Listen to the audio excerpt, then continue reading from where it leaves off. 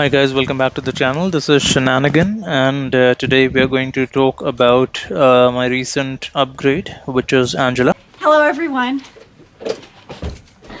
Oh, ice cream. Nice, Kevin. Looks good. So I actually ranked 3 her recently. In an earlier video, I actually explained how she was actually a better champ than she was before after her buff, and after using her for a while, I did realize that she actually is an answer to a lot of issues in the game, especially because of her awakened ability.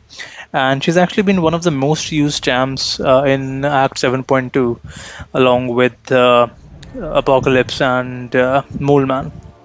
So I did have her a 6-star, and I didn't want to wait to rank her up. I did rank up Cosmic Ghost Rider before I ranked up Angela, but I didn't get to use him a lot in Act 7.2. And Angela seems to be working better even for issues that we have had in war. Considering that at Sig 180, it just needs 3 buffs for her to actually have a 33% reduced damaging debuff duration, which means that at 3 buffs, the damaging debuff would be at approximately 100% reduced duration. So let's go ahead and just have a look at some gameplay. I'm gonna first showcase her in Realm of Legends, the first fight, of course, and then we're gonna jump into some Act 7.2. Now I do have Odin here as well, and the synergy with Odin actually helps her a lot, especially when you are questing, because with each fight you win, you get a 5% potency. Is it potency? It's potency. 5% buff potency for each fight, which actually increases the duration of. No, it increases the potency rather of her fury buffs, her crit buffs, her aptitude buffs, and her regen buffs. She's one of the only champs, who gains a lot of buffs, different kind of buffs that is, and one of the most usable ones, I would say. Let's just see how much she does as a damage as a 6-star rank 3 on Winter Soldier.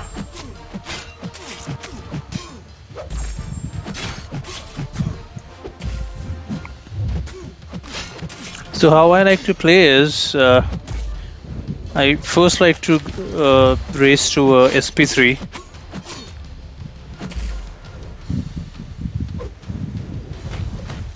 And get the 2 aptitude buffs.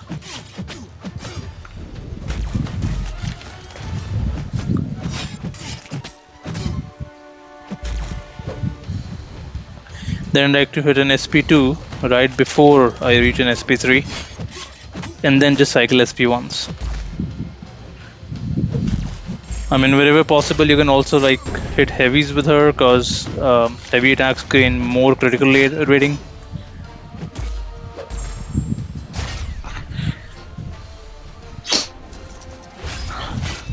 I'm sure there must be some better ways to play her, maybe not even use an SP3, probably just cycle SP once, that's it.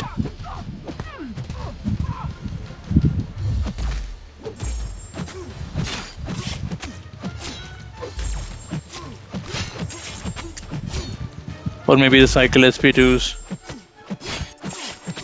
So one of the best things, rather, the things that probably people won't like about him, I would say, is the fact that she's not much reliant on special attacks. Most of her damage comes from regular hits, similar to Red Hulk.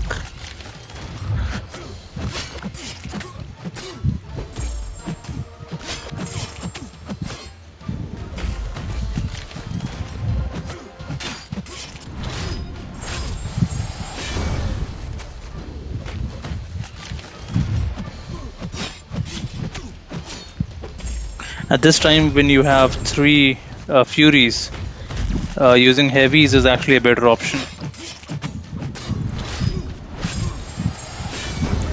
Now I didn't use the pre-fight ability for Odin. That would have actually given her 3 extra buffs, and when she uses a special attack, she places an armor break debuff on the opponent based on the number of buffs she has. So, as you see, 4 armor break debuffs right now would have been 7 if I had used the pre-fight ability of Odin.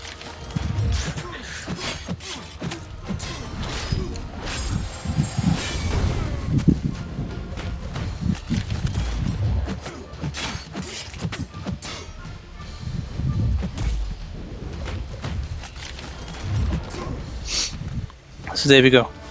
So what we have is 138 on a 6-star rank 3. Now, I mean, that's definitely much higher than, some other 6-star rank 3 champions, but that's actually not where she shines a lot. I mean, of course, this was a good fight. But what we're going to do right now is look at a fight where she would get a lot of debuffs. In 7.2, again, I'm not going to use the pre-fight ability of Odin yet, but there's an energy adoption path right here.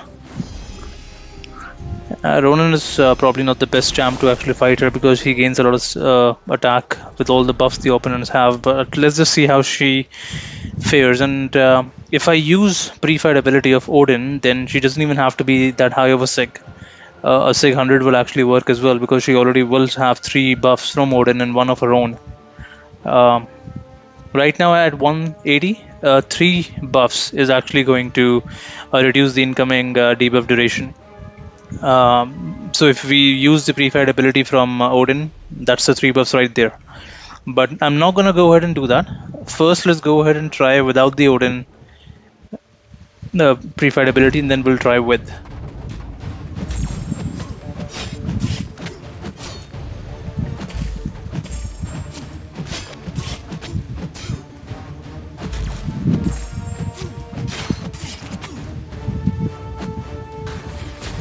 As you can see, I have 4 buffs now, and I'm not getting any shock.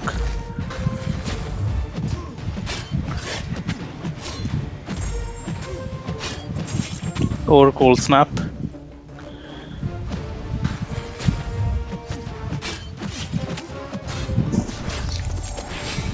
And I think this champ has 422,000 health.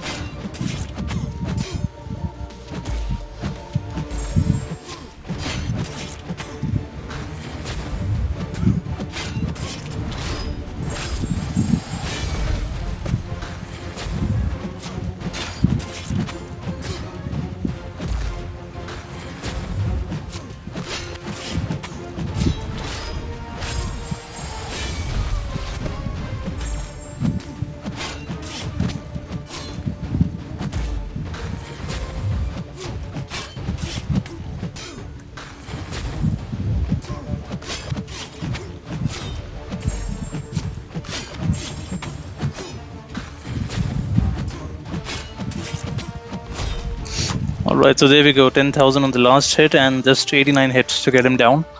Again, the fact here is that it's not about how much hits she's actually using to get a champ down. It's about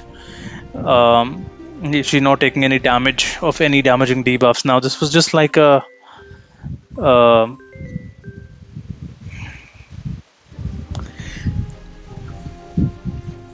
okay, I'm sorry about that. There was a phone call.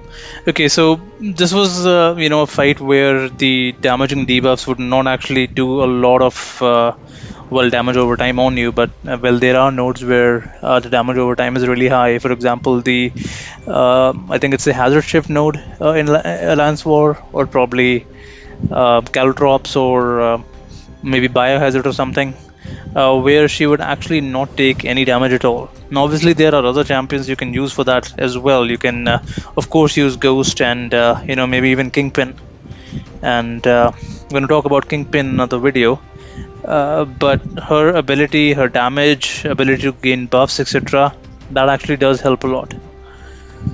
So let's just try another fight once with the pre-fight ability from Odin and see how she works.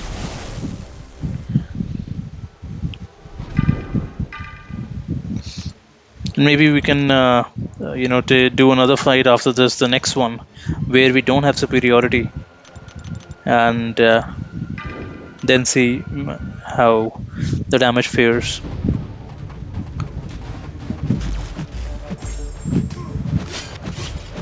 So right off the bat, she's not going to gain any debuffs at all.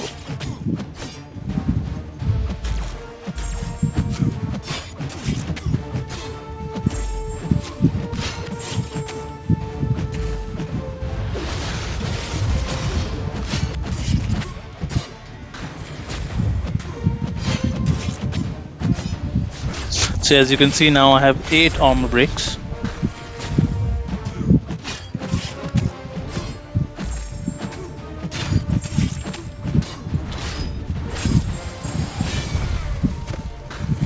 I think this is a better rotation.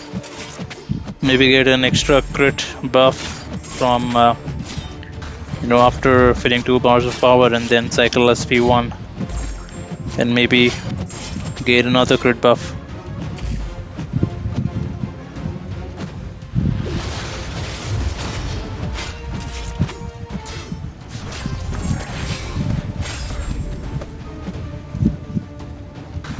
I don't know if the game is lagging or it's just... Okay, so again, approximately the same amount of hits. Let's just have a look at the next fight. So now we don't have superiority, and if the attacker has superiority, the buff grants energy resistance, so we don't need that. Shock incinerator column out for the attacker. Okay. Alright, so now we don't have superiority, and let's see how this fight goes. Now we do have going to have 5% extra potency in all of our buffs.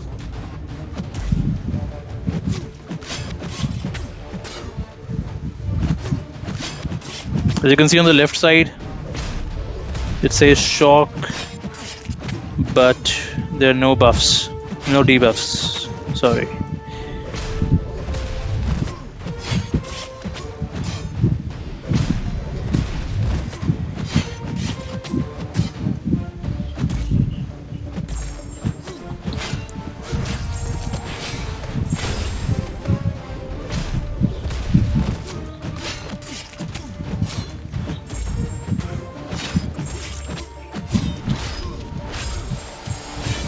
Okay, I actually didn't want him to go to an SP2.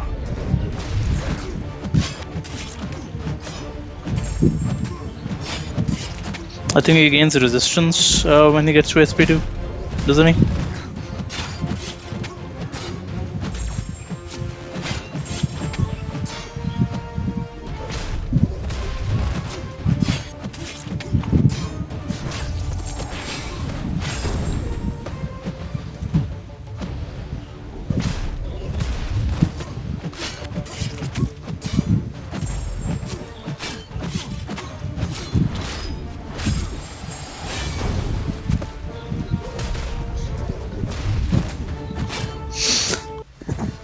Only thing that I actually feel should have been different with Angela is if her sword was able to bleed the opponent. I mean, I'm not sure what kind of metal it's made of, that it's not triggering a bleed. I'm hoping in future there could be a synergy would actually would help or get like a 30% bleed chance, or maybe on critical hits or probably on all hits or something, like they did with Sabretooth. But if she is able to bleed or do some other kind of overtime damage, that'll also help.